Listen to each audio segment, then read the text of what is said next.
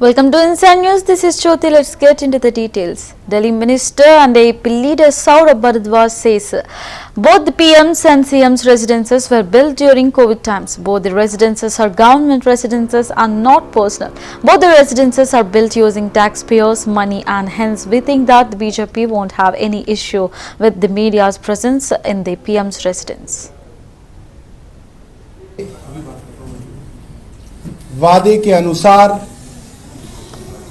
आज 11 बजे हम लोग दिल्ली के मुख्यमंत्री के लिए जो सरकारी आवास बनाया गया था 6 फ्लैगस्टाफ रोड पर जाएंगे और आप लोगों के साथ ढूंढने की कोशिश करेंगे कि वो आलीशान स्विमिंग पूल 6 फ्लैगस्टाफ रोड में कहाँ है, पूरा ढूंढेंगे। वहां पे बताया गया है कि सोने के बने हुए कमोड लगे हुए हैं, वॉशरूम के अंदर सोने की चीजें हैं, तो वो भी आपके साथ जो है हम लोग ढूंढेंगे। उसके अलावा बताया गया था कि शराब पीने के लिए बार है मुख्यमंत्री आवास में, तो उस बार को ढूंढने की भी कोशिश की जाएगी आप लोगों के साथ। और साथ ही प्रधानमंत्री जी के आवास में भी जाके देखा जाएगा कि क्या क्या सहूलियतें प्रधानमंत्री जी के सरकारी आवास के लिए लगाई जा रही हैं। 2-3 चीजें मैं साफ कर दूं, दोनों ही आवास उसी कोरोना के समय में बनने शुरू हुए, दोनों ही आवास प्रधानमंत्री और मुख्यमंत्री के सरकारी आवास हैं, किसी के निजी आवास नहीं है, और दोनों ही आवास टैक्स पेयर के पैसे से बने हैं। तो अगर टैक्स की बर्बादी का आरोप कहीं लग सकता है तो दोनों पे एक साथ लग सकता है, और अगर नहीं लग सकता तो दोनों पे ही नहीं लग सकता। इसलिए हम आज मानेंगे कि भारतीय जनता पार्टी को प्रधानमंत्री के आवास में मीडिया की मौजूदगी से कोई एतराज नहीं होगा। माननीय सांसद संजय सिंह जी, जिन्होंने कल अपनी बात कही थी और एक गर्जना की थी, वो अब आपके बीच में करेंगे और हम उनके पीछे पीछे आज आवाज देखने। देखिए, मसला कल और आज ये है कि अगर मुख्यमंत्री के आवास को देखा जा रहा है, कितना पैसा खर्च हुआ, कहाँ स्विमिंग पूल है, कहाँ मिनी बार है, कहाँ सोने का वॉशरूम है, तो हम दिखाने के लिए तैयार हैं, चलिए। और हम भारतीय जनता पार्टी से कह रहे हैं कि भाई प्रधानमंत्री के आवास में क्या क्या लगा है वो भी मीडिया को दिखा दीजिए। मुख्य मुद्दा ये है किसकी चाबी कहाँ।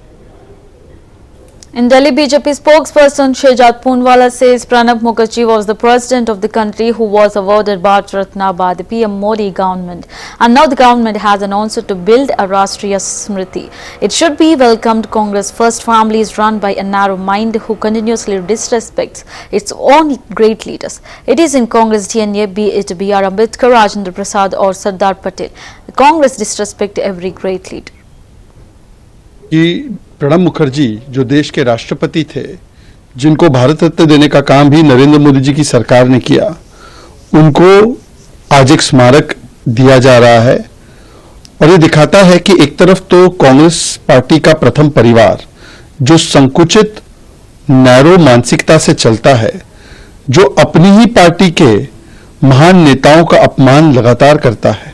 मुझे याद आता है कि शर्मिष्ठा मुखर्जी ने बताया था कि कैसे CWC की जो एक मीटिंग होती है कंडोलेंस के लिए, वो भी नहीं रखी गई थी प्रणब मुखर्जी जी के लिए। कैसे जीते जी डॉक्टर मनमोहन सिंह का लगातार अपमान किया गया, NAC बनाई गई, ऑर्डिनेंस फाड़ा गया, और उनके गुजर जाने के बाद भी राहुल गांधी नेशनल मॉर्निंग के पीरियड में विदेश निकल गए।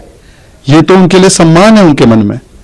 हमने देखा कि जो अस्थियां विसर्जन होती है या अखंड पाठ होता है उसमें भी शामिल नहीं हुए, क्योंकि राहुल गांधी को पार्टी करनी थी।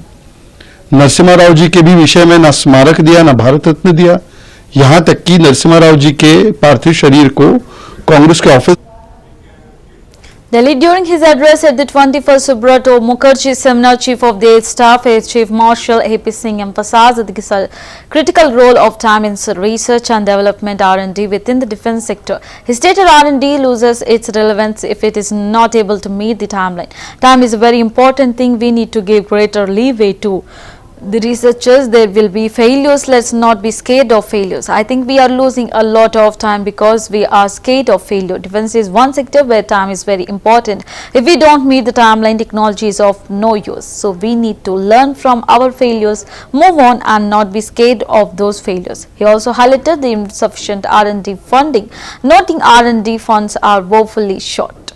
We are just about at 5%, should be at 15% of the defense budget. We have to make sure that these funds are increased and they are available to private players also.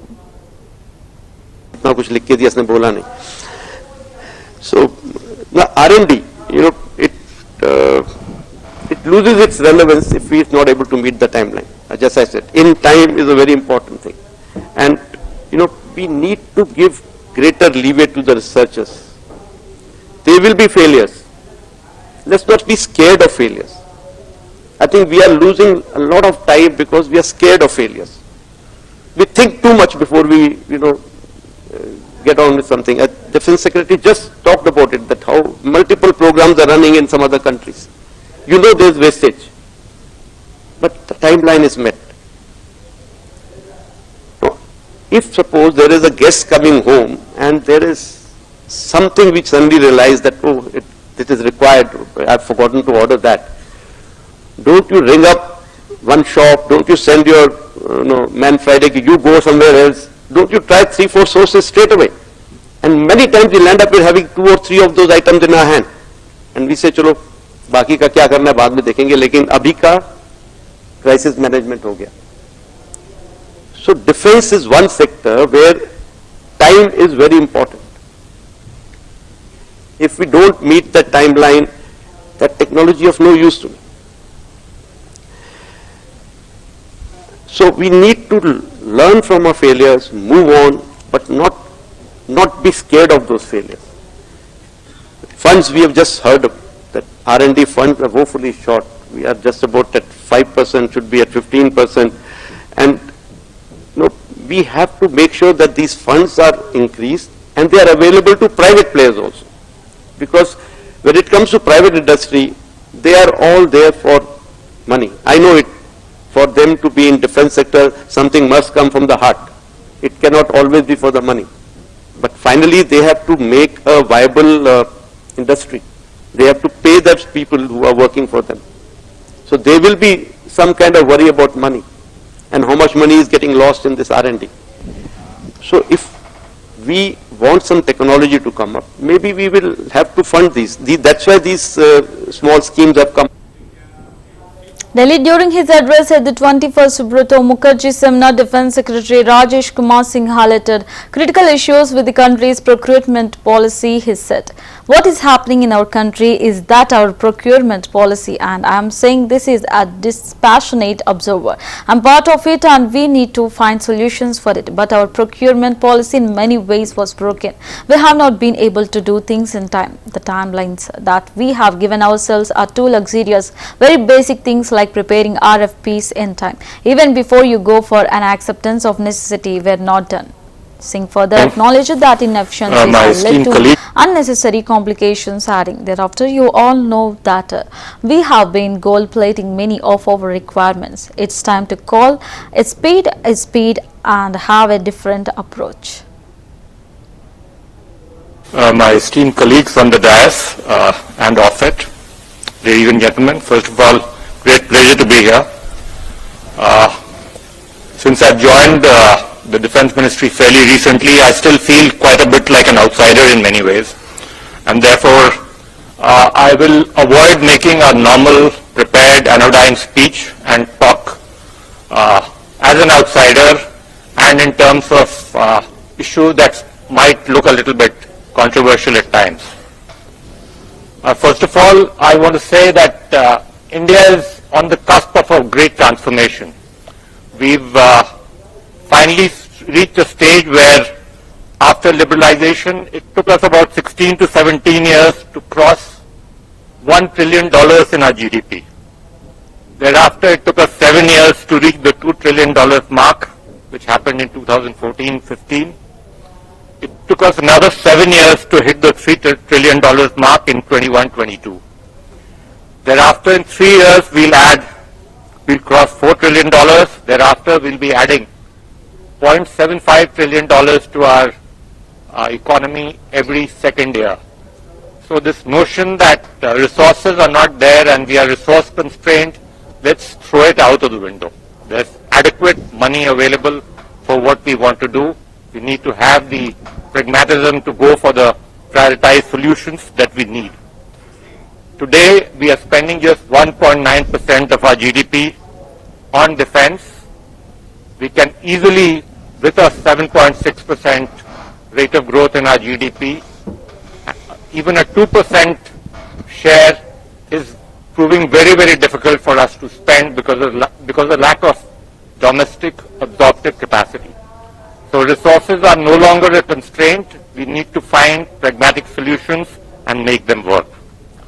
One of the problems in aerospace in particular, and the topic of today, which is Atmanirbharta, is I always feel that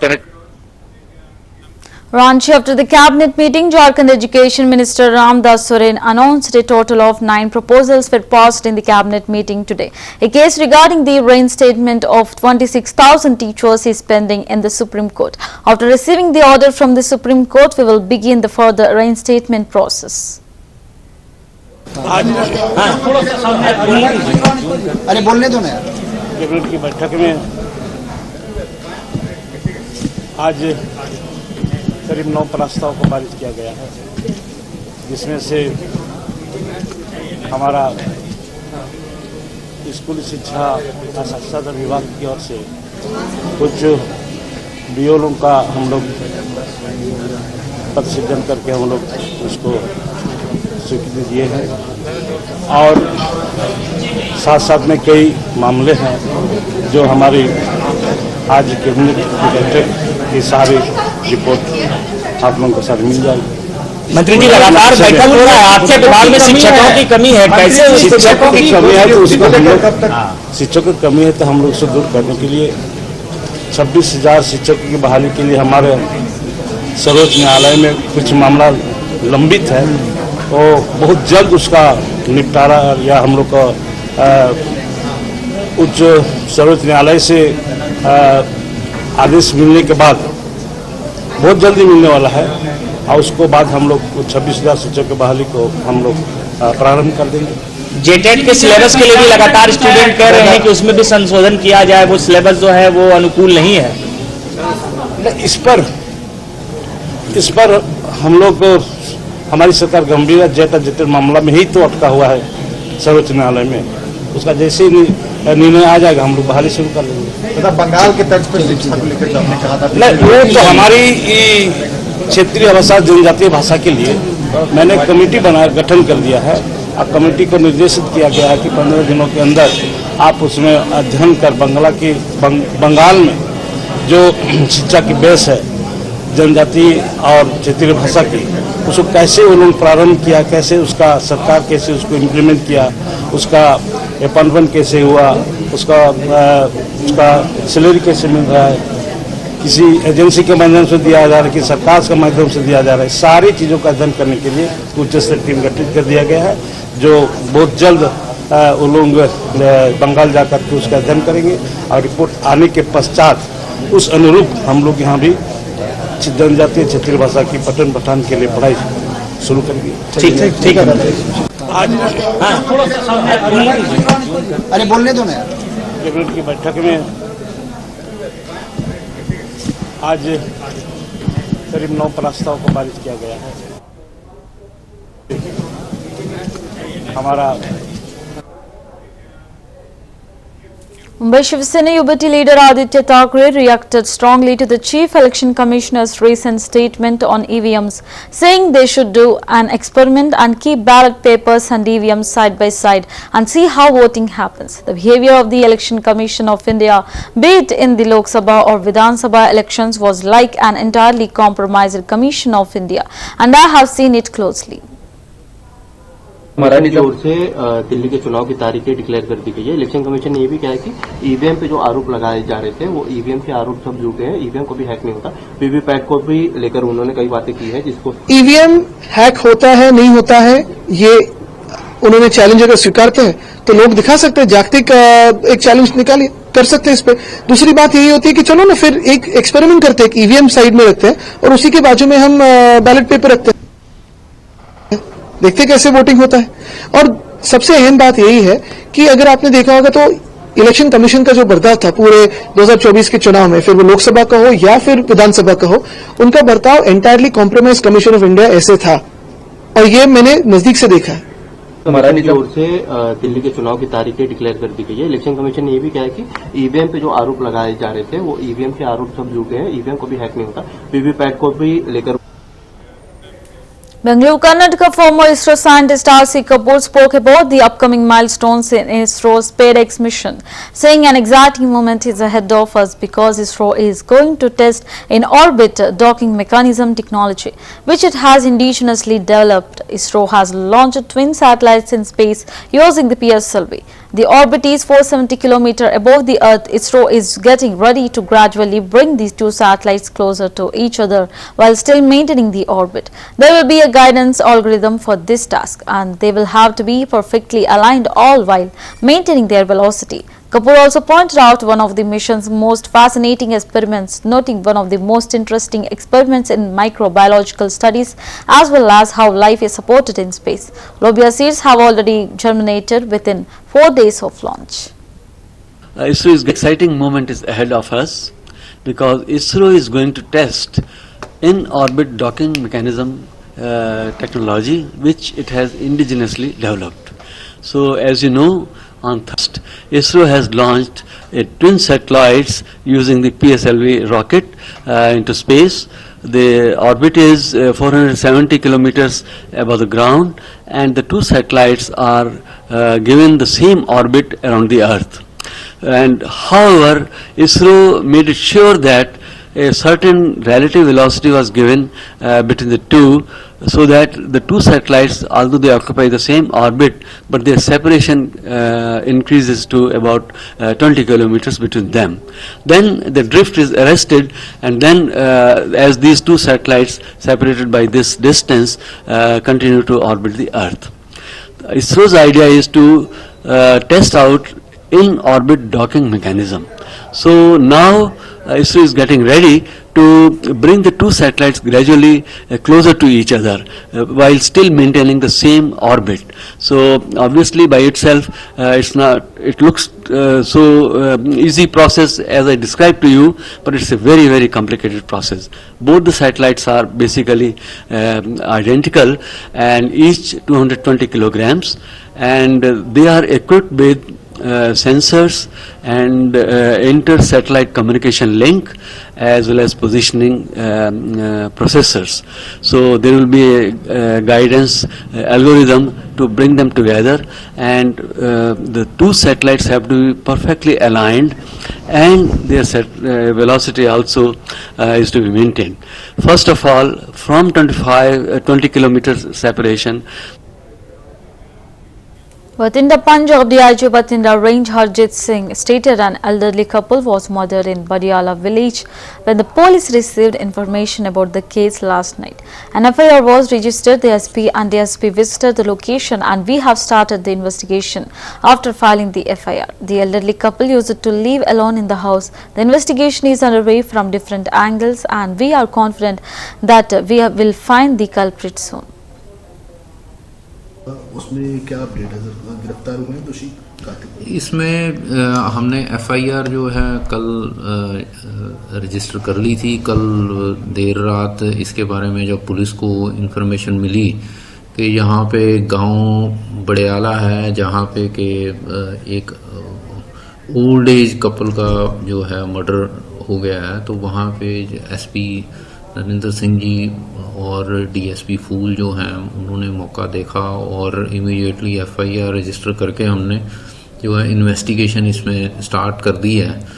ये एक old age couple लगभग 60 साल की उम्र जिनकी थी और ये अकेले घर में रह रहे थे और कल जो है पता चला है कि देर शाम जो है किसी व्यक्ति ने आके उनको जो है मौत के घाट उतार दिया है और इसमें अलग अलग एंगल से इन्वेस्टिगेशन अभी जारी है और हमें उम्मीद है कि जल्दी हम जो है कातिल को पकड़ लेंगे। सर कोई पता लगा कि क्यों वारदात को अंजाम दी गई?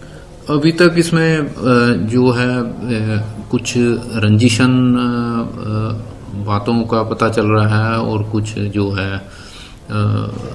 लूटपाट के एंगल से भी इसमें तफ्तीश की जा रही है कि कोई व्यक्ति कैसे इस तरह की वारदात को अंजाम दे सकता है और जैसे ही कोई चीज़ पता चलती है तो आपको बता देंगे। उसमें क्या अपडेट है सर? गिरफ्तार हुए हैं दोषी कातिल? इसमें India's Vande Bharat Express is set to receive a significant upgrade with enhanced safety features. Speaking to media, officials revealed that the train will soon be operational in extreme cold mountainous terrain. This update is aimed at ensuring better performance and safety in challenging environments.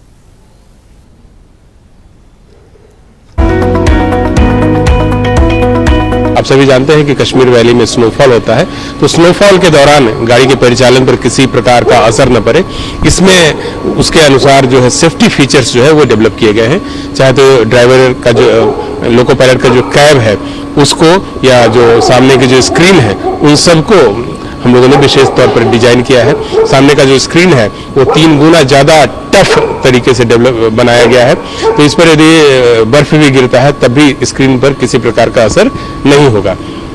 इसके अलावा एक challenge था कि जब temperature minus में चला जाए तो पूरे कोच को गर्म कैसे रखा जाए, तो इसके में हम लोगों ने इस प्रकार हीटर्स की व्यवस्था की है कि पूरा का पूरा कोच जो है गर्म रहेगा और साथ ही जो पानी की जो व्यवस्था है, मैंने पानी भी जमने न पाए, इसकी व्यवस्था इस कोच में की गई है। इसके लिए हम लोगों ने सिलिकॉन पैड्स और बाकी दूसरे जो हीटिंग उपकरण है उसका इस्तेमाल किया है। तो निश्चित रूप से इस गाड़ी को इस ढंग से बनाया गया है कि आवश्यकता पड़ने पर कश्मीर वैली में यात्रियों को बिना किसी परेशानी के जम्मू और दूसरे जगहों से श्रीनगर तक पहुंचाया जा सके। इस ट्रेन के परिचालन के संबंध में तिथि का निर्धारण अभी तक नहीं किया गया है। कश्मीर वैली के लिए सीधी रेल सेवा जब प्रारंभ होगी तो उसकी सूचना जो है हम आपके माध्यम से लोगों तक पहुंचाएंगे। अभी रेलवे बोर्ड में तिथि का निर्धारण नहीं किया गया है, लेकिन जो जरूरी तैयारियां हैं वह पूरी कर ली गई है।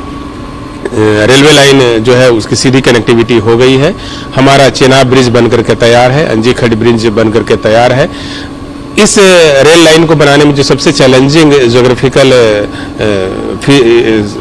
चुनौती का सामना करना पड़ा वह था टनल T33 का निर्माण। तो टनल T33 का निर्माण भी कर लिया गया है और उसके नीचे उसके अंदर जो है रेल पटरी बिछाने का काम पूरा कर लिया गया है। तो हम हर किस्म से तैयार हैं और उसी के अनुकूल हम चाहते हैं। Delhi Minister Saurabh Bharadwaj criticized the BJP's actions in a heated statement regarding the heavy security and barricading outside the Chief Minister's residence. Bharadwaj accused the BJP of running away after media personnel arrived and pointed out the excessive measures, including water cannons and a 3-layer barricade. He challenged the BJP's claims about the CM's residence being built for rupees 33 crores and the construction of the PM's house for rupees 2,700 crores. Bharadwaj called for transparency, urging that the public be allowed to view both residences. तक ना जाने दिया जाए, कोई मकान के अंदर दाखिल ना हो, कोई मकान की वीडियो ना बना सके। अब मैं ये सोच रहा हूं कि भारतीय जनता पार्टी तो यही चाहती थी, रोज नए नए वीडियो भेजते थे, रोज नए नए फोटो भेजते थे। अब हम खुद ही आ गए सारे कैमरा वालों को लेके। अब भारतीय जनता पार्टी भाग रही है, उल्टा भाग रही है। 3-3 लेयर की बैरिकेडिंग लगा दी, पानी फेंकने वाले फुवारे लगा दिए, डीसीपी एडिशनल डीसीपी को खड़ा कर दिया, पूरी की पूरी जो है इसको जो है आपने जो है बॉर्डर बना दिया। क्यों बना दिया? कि मीडिया ना जा सके। अरे भैया आप दिखाइए स्विमिंग पूल कहाँ पे है, मीडिया वाले भी देख ले। बार कहाँ पे है, हमें भी पता चल जाए। हम तो जाते थे, हमें तो दिखा नहीं, हो सकता कि छुपा हुआ हो तो हम भी देख लें। टॉयलेट सोने के हैं, हमने तो देखे नहीं, हमने तो इस्तेमाल भी किए, मगर अगर हैं तो ढूंढा जाए, आपके साथ ढूंढा जाए। और अगर नहीं है तो उस सब को हम प्रधानमंत्री आवास में ढूंढे। कहा जा रहा है, भारतीय जनता पार्टी द्वारा आरोप है 33 करोड़ रुपए का मुख्यमंत्री आवास बना। चलिए आपकी बात ऊपर की हमने। ये भी कहा जा रहा है कि 2700 करोड़ रुपए में प्रधानमंत्री आवास बन रहा है, 2700 करोड़ रुपए में। तो भैया वो प्रधानमंत्री आवास भी देखेंगे, हम मुख्यमंत्री आवास भी देखेंगे और पब्लिक को दिखाएंगे, और पब्लिक खुद तय कर ले कि अगर आवास और निवास पर ही वोट डालना है दिल्ली का, तो दोनों के आवास निवास दिखा दिए जाए और पब्लिक उसी के ऊपर वोट डाल ले। हम तो चाह रहे थे कि बिजली पे, पानी पे, शिक्षा पे, स्वास्थ्य पे 2100 रुपए, महिलाओं पे, सीनियर सिटीजन के इलाज पे, पुजारियों के 18,000 रुपए पे चुनाव हो। भारतीय जनता पार्टी कह रहे नहीं, मुख्यमंत्री के निवास पे चुनाव होना चाहिए। तो हमने कहा भैया एक ही दिल्ली में उसी कोरोना के समय सरकारी पैसे से 2 निवास बने हैं।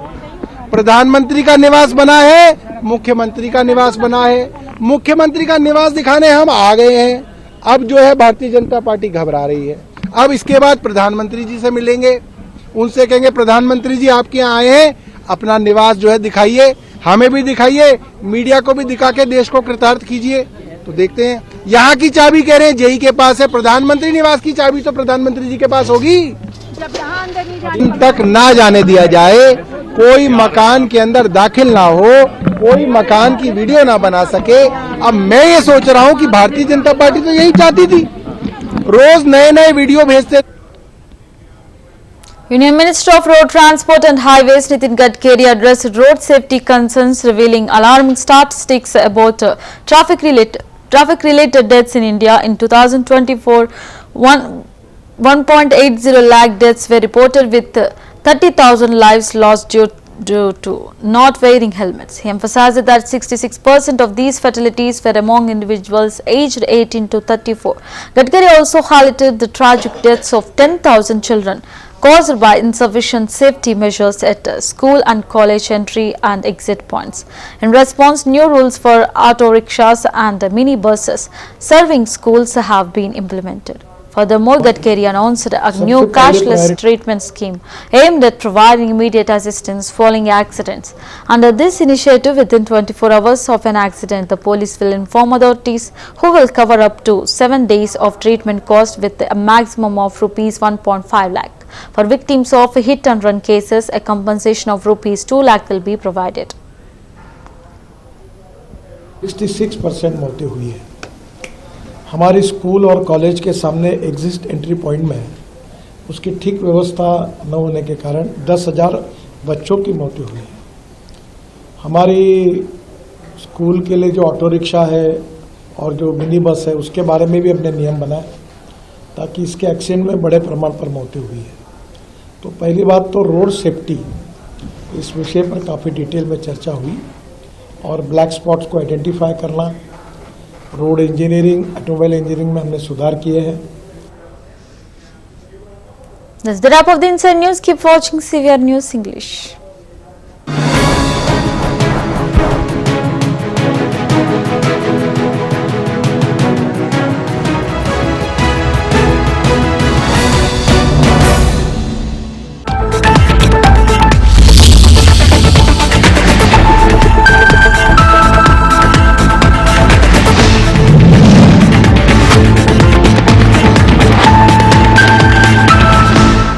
ఆంధ్రప్రదేశ్ రాష్ట్ర వ్యాప్తంగా 2 లక్షల కోట్లకు పైగా విలువైన అభివృద్ధి ప్రాజెక్టులకు తన చేతుల మీదుగా శంకుస్థాపన, ప్రారంభోత్సవాలు మరియు జాతికి అంకితం చేసేందుకు జనవరి 8 బుధవారం విశాఖకు విచ్చేస్తున్న మన ప్రియతమ ప్రధాని శ్రీ నరేంద్ర మోదీ గారికి